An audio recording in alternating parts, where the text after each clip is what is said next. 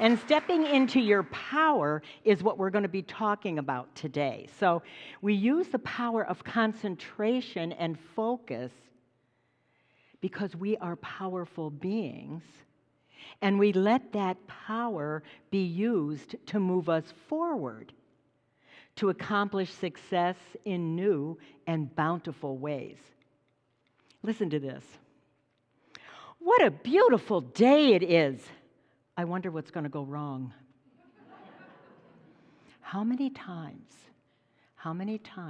when everything is going so well and we're so happy that we think the other shoe's going to drop, that we can't believe that we deserve what it is, that we can create for ourselves.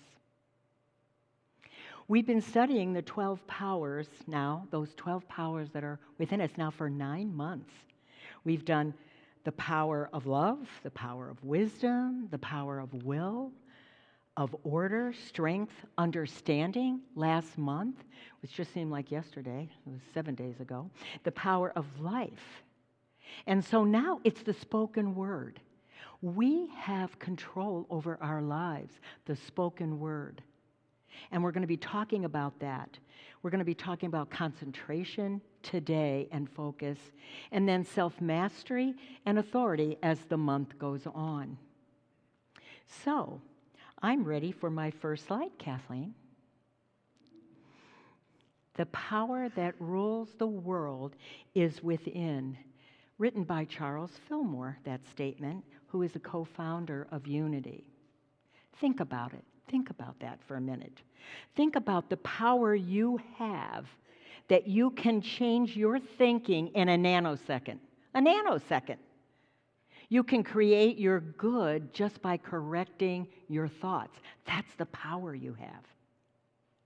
And in Matthew 28:18, we hear, all authority in heaven and earth has been given to me, given to you, given to all of us. So, let's see how I do this week. It's on. Yay! When the intention is clear, the mechanisms fall in line. I have been saying this since 1975. Actually, I've been working on it since 1975, realizing that a clear intention needs concentration, and when that happens, mechanisms for whatever it is you want will fall in line. But concentration is a very important part of it. And that will help us achieve the goal of whatever it is that we're looking for in our lives. So with a clear concentration, after we know what our intention is, we can no longer blame or judge ourselves or others. We just go back and we look at what wasn't quite clear there so that we can experience heaven on earth. You see, when you concentrate fully on what you want, the impossible becomes possible. Researchers are studying intelligence and discovering that memory is less a factor in intelligence than one's ability to control selective attention. Concentration is tricky, though. Hyperfocus is not concentration. It's hyperfocus, and that actually diminishes our capacity to achieve. Well, you have to know how happy I was when I read this. Researchers studying intelligence discovered that memory is less a factor in intelligence. So I got excited because sometimes my memory fails me. Sometimes I'm still intelligent. But if I hyper-focus on, I have somebody's name I'm trying to remember, right? And I can't. I don't know if you've ever experienced that. But the more I hyper-focus on it, the more I can't remember their name, and they're right in front of me. So hyperfocus is not the way to achieve what you want to achieve. To master anything, you need unwavering concentration. Now, I get that big time because I'm blessed enough to have an absolutely fabulous place to work, right here. And I have big windows to look out, and I'm looking out at this beautiful place all day long while I'm concentrating on whatever it is I need to do. And then all of a sudden I go, oh, look at that little bunny. Oh my gosh, I wonder if the deer will be out before I leave today so that I can see them again.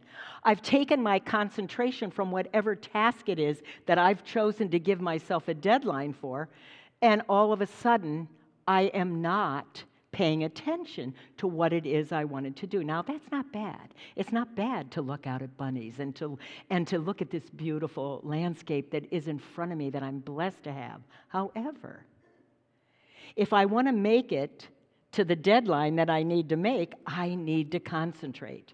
Then success is mine, and that takes discipline. And sometimes I'm a little undisciplined. I admit it. But concentration is actually the opposite and the antidote for multitasking. You cannot give half of something. That's what I mean. If I'm looking at the bunny, I am not looking at my talk that I'm giving on Sunday. Instead, I'm looking at the bunny. You can only give half of yourself to whatever it is. And we don't want half of something from somebody. How about when somebody's talking to us and we're not even listening to them? Instead, we're thinking about, what am I going to say as soon as they take a breath? That's like half listening, right? So I want to share this with you. Baseball. Yeah, I'm going to talk about baseball for a minute. Baseball has become my favorite sport.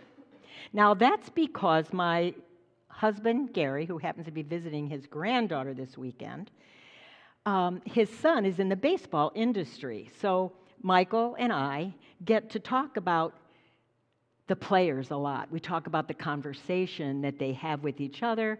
And sometimes they have, and you can recognize this if you watch baseball or really any sport, that a lot of times there's a problem putting aside the defeatism that they feel. And what that does is it lessens their concentration on the game. But think about it. Here it is. A fastball coming at you 100 miles an hour. I can't even imagine. It's a round ball coming at you, and you've got a round bat. And you have 1 nanosecond again to make a decision. Well, you better be focused. You better not hyper-focus. You better be concentrating. They have to turn that defeatism instantly into optimism, not only for their sake, but for the sake of the team. So, since I love to watch baseball, when the players are in a slump, I talk to them. So now, it's a TV, I understand that. But somehow I think my energy is going to get to them somehow. I don't know. Everything is energy. So what I do is I tell them, don't laser focus. Here comes the ball. Here comes the pitch. Get ready. Don't overthink it. That's if I'm rooting for the team where they're up to bat, right? So when they're out of the slump, I talk to them again. And I say, look at your superpower. Look at what you can do. Look at how wonderful you are. And I tell them to focus. Because if you don't, pitcher, you're going to be throwing balls. 1, 2, 3, and then they get to walk on the first base. You don't want that. These are the conversations I have. Gary, my husband, sits there, doesn't say a word, no expression, and then sometimes he goes. Now, I don't ask him what that means. I don't bother with that. That's for sure. When all of us are able to put our defeating thoughts aside and believe in ourselves, then we can focus on one thing at a time and not allow the ego to bombard us with one thought after another, after another, after another.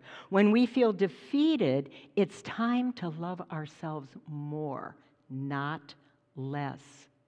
It's time for us to see our good, to be our own best friend.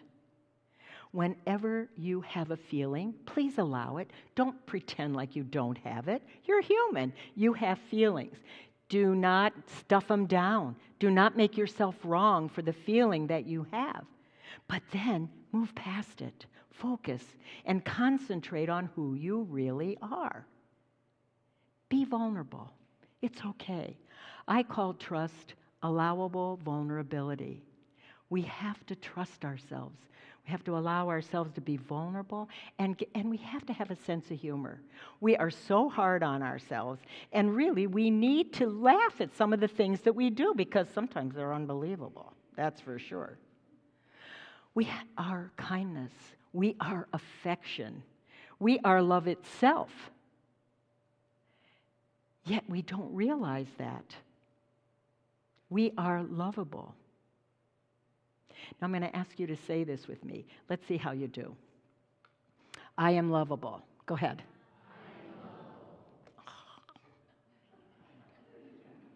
Now I don't want to keep you past 11. So let's say it again. I am lovable. Yeah. Whether you believe it or not, you are. Whether you believe it or not, you are. So in the creative process, God, us, that creative process steps in when we are positive with ourselves, loving with ourselves. That's the power of concentration. Concentrate on the good, even if you don't believe it. Change it and make it good. This morning something happened and I thought, oh my gosh, I could be running late. And then I went, no, you're not. See, I changed it right away. Right away. I gave it a different thought. It can happen that quickly. But we have to focus on what it is we want in order to choose our future reality. Creation is continuous. We have to be willing to do the work. It's work. We know that. We are creative beings, and we're always in the process of self-discovery. At one point, Myrtle Fillmore said in her, she's a co-founder of Unity, she said this: all of us, sooner or later, come to a place in our development where we are not satisfied with the old life, and we want for something more. Concentration is the bridge between effort and success. Concentration is the effort that we put in to be successful so that a new life can begin. Paying attention to what we don't want is useful only long enough to clarify what we do want. Think about that. It's useful, but it's useful only in the fact that we change it. Because concentration and concentrating on our good is the cornerstone of great achievement. And the achievement I'm talking about here is raising our consciousness, allowing ourselves to see who we really are. That's the creative process. Let's not forget that the ego is right here with us, ready and willing to help us remember that we have limits or not. You see, the more we do work in raising our consciousness, the more the ego actually gets a new job. And now it's reminding us of the positive things in our lives. Yes, we have the power to do that. The ego's always going to be with us. The ego is part of who we are. We cannot separate the ego out. But we sure can make the ego our friend. And have you ever concentrated on something so much that the world just fades away? And when it does, so do limiting beliefs. Everything fades away when we give it our 100% all, when we realize who we are. That's when endless possibilities happen. So having a new job for the ego means doing your spiritual work.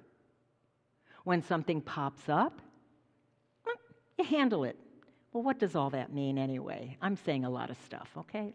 Let's boil it down a little bit more. Let's look at what Jeremiah had to say about this. Jeremiah 29:13 says, "When you search for me, you will find me if you seek me with all of your heart." When you search for me, who's the me?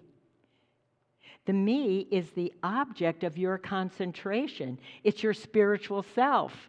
So when you search for yourself, God within, when you find yourself, you will absolutely live a life that is fabulous. but it takes work. And to quiet the ego, we have to develop a spiritual self, and we raise our consciousness that way. Through what? Gratitude. You cannot be in gratitude and lack at the same time. It can't happen. There's been studies that have been done that if somebody is in gratitude for 10 minutes, 3 times a day, it changes their brain. It changes all those neurons, and I don't know all the proper terminology, but I'm telling you it works. It works. This morning you were in meditation for 7 minutes. You have a few more to go to get to 10. And then you're done for 1 time. You have 2 more times to go today. To look at gratitude, to look at who you really are. To use affirmative prayer that Unity was founded on, where we get to have a concern, but we also know what we want our outcome to be, and that's what we pray for. We pray for that outcome, knowing that it is ours for the taking, that the universe hears us. Of course, meditation is another way that we raise our spiritual selves up. Coming here on Sunday, whatever brought you here, you're here for a reason this morning, whatever it is. Whether it's the music, the meditation, the talk, or whether it's just being with everybody, you're here. It changes your life. Taking classes here and enjoying this campus and all we have to offer, that's how we can raise our spiritual consciousness. It allows new ideas to flood into our minds, and it allows us to be God in action. Think about that. You're made in the image and likeness of God. You get to be God in action with new ideas, and that's essential for our spiritual growth. We need a new motivation. We need to accomplish things to help us, because we are spiritual beings that are one with the infinite spirit. If we don't do that, we can get depressed. We can get upset. We can say, I don't know what I'm going to do next. I'm working with somebody right now, a gentleman who for 26 years had a business that he was so happy in. And he said, I'm going to retire in about 3 years, and then a company bought the business, and he was no longer needed. He didn't know where to go, what to do, or how to be. I'm also working with a young person, 28 years old, who has been in marketing since she was out of college, with a small business. That small business isn't doing well, and they're getting rid of their marketing. Of course, we know that's the worst thing they can do, but for themselves. But they're going to try to do it themselves. But here's this young woman without a job now. That can be depressing. If there's no spiritual life going on, you can really get down. You can really get down on yourself. You can become restless and dissatisfied. And that's the time you need to love yourself more. That's the time that you need to say, you know what? The light bulb was invented. I bet that was a hard time coming, but here it is. Here it is for us. And here you are for the world in whatever way you're called to be in this world. Your spiritual self is your superpower, not only because of the power of concentration, but by eliminating what's unnecessary. So what's unnecessary for these people that have lost their jobs, or for any of us that have lost a loved one, or any of us that are suffering in any way? What's necessary for us is to eliminate the unnecessary thoughts that don't get us anywhere, and to come into that superpower, your ability to rise above any trigger that you might have in your life that gets you going, that negative self-talk. I'm sure you've heard the expression, your energy flows where your focus goes, right? Everybody awake? Are you doing okay out there? I'm doing a heck of a lot of talking. I don't know. You know,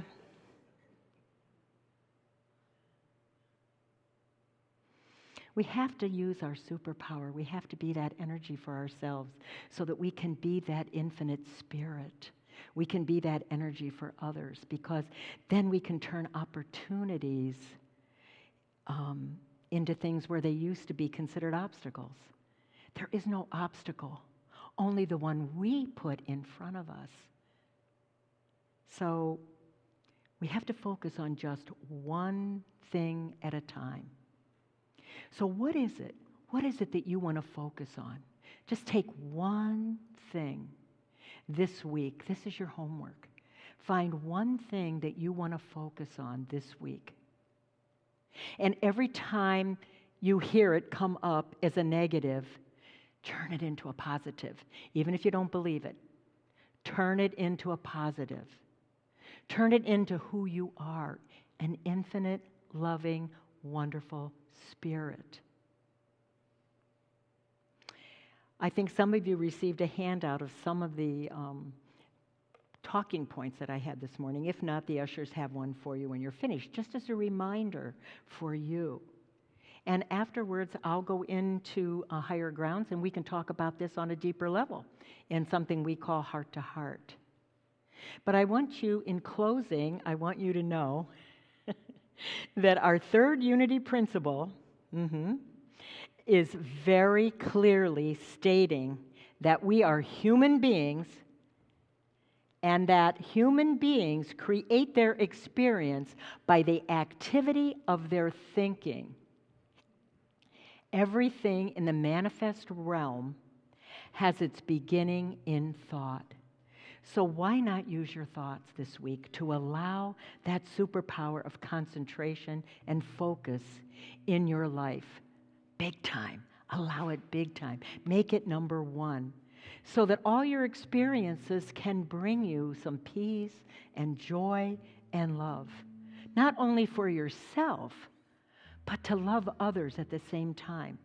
That's really what you were created for. My last slide. Yes. Do you see the concentration on that dog? Do you see the concentration on those boys running? Nothing is going to stop them. Maybe they're trying to stop the dog. I don't know. But here's the thing. Look at that power of concentration right there in front of you. You have that in the tiniest little things and in the biggest things. So I want you to do your homework this week, and I want you to have a wonder-filled day.